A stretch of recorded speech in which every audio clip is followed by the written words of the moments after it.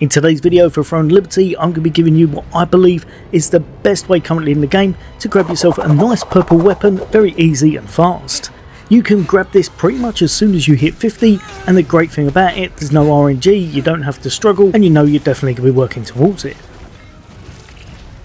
Now, if you're anything like me, you probably thought as soon as you hit 50, you'd be doing the upper tier Carp Dungeons and be grabbing up the nice rewards from those in order to get exactly what you want. This is definitely a way to get purple items. However, I found that the drop rates are very low, and getting hold of exactly what you're after can be a bit of a nightmare. So this way is absolutely ideal if you need a purple weapon just to equip for the moment until you can find one later on and get the exact epic you're after.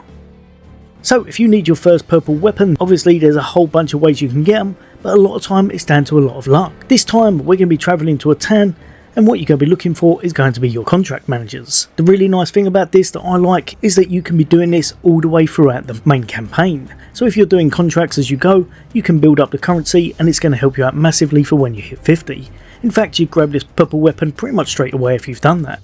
So as you're looking at your contract lists, you're going to see that they're going to provide a certain amount of coins, and obviously the higher the better, but the higher you get into the campaign and the further the region, obviously the enemies are going to have more health, so it will take a little bit longer to dwindle them down. These give you some really nice rewards though, some great resources, it gives you some training materials perfect for upgrading your mastery of your weapons, and just all in all, these are really worth doing all the way through the game. So you're going to go to wherever you've got to, you're going to take out the enemies, or just complete a mission, pick up the resources, do whatever you need to in order to complete them. And if you are a little bit earlier on, one thing I would say is going to this spot right here, the Starlight Observatory Ruins. Even though it doesn't actually give you quite as much contract coins as a reward, it's still definitely worth doing for just how fast you can complete these.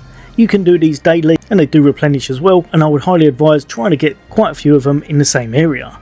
I do 4 at a time just to make sure it's nice and quick and you're building up as much resources as you can. Now, if I remember correctly, you get 10 contracts per day given to you, and the maximum that you can hold on to will be 60. So if you've been doing a few of them as you go, you can quite easily do this very early on in your gameplay. And you're just going to keep doing this all the way through your campaign, and then even afterwards, because it's going to help you out as well. But the main thing you're after is building up a set amount of these coins, and the grand total we're after is going to be right here. It's going to be anything above 1500. Once you've got that amount, what you want to do is go to anywhere where you can actually spend them. I couldn't actually show you it on this because it's a bit of a pain to zoom in, but just next to the contract manager and a lot of the towns is going to be the contract coin merchant. This is where you're going to want to hand these in. You can get yourself some nice rewards, you can get yourself some upgrade materials, but this time the one we're after is going to be this right here, the precious epic level 1 weapon selection chest. Pretty much exactly how it sounds, you're now guaranteed a nice purple epic weapon, so it's going to be really good for pretty much any class. Even though these aren't the most powerful of the purple weapons out there, they're a great starter, and some of them are actually pretty decent overall. I myself personally was going to be going for the great sword, so I've picked this one just here. Don't forget, whatever you've done with the levels of your old weapon, you can transfer it straight over, as long as it's going to be one rarity lower, that is, so one of the blue varieties. If you can't see it when you're doing this, it's because you've got it equipped. So unequip it, pop back into your enchanting, go over to your transferring, and then chuck your old gear into this one.